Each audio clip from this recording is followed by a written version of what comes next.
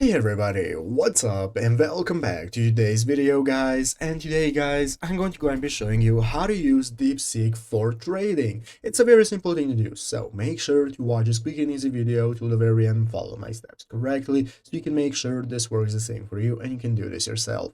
But yeah guys, let's get straight into it. So the first thing you want to do guys is to go ahead and open up DeepSeek for yourself. So go to deepseek.com if you're not already. This is the official website where you can get started creating an account if you do not already have one. So if you do not have an account, you can just click start now right here. That's going to enable you to go ahead and register for a new account. And if you have one, you can just log in using the same option right here. And now we can get started. So guys, we can now get started with using DeepSeek for anything we want to. And let's click start now. This is going to open up this chat right here. And now we can get started with talking with it. So basically this is where you're going to go ahead and ask all your questions and where we're going to go and be using it for trading. So you can ask anything you might need. Let's say, give me a list of good stocks that I can add to my portfolio. And after asking that, guys, you'll get an answer showing you what you should take a look at, what kind of stocks you can take a look at, and so on. So basically, guys, as you can see here, we are now going to go and be getting our answers. So if you need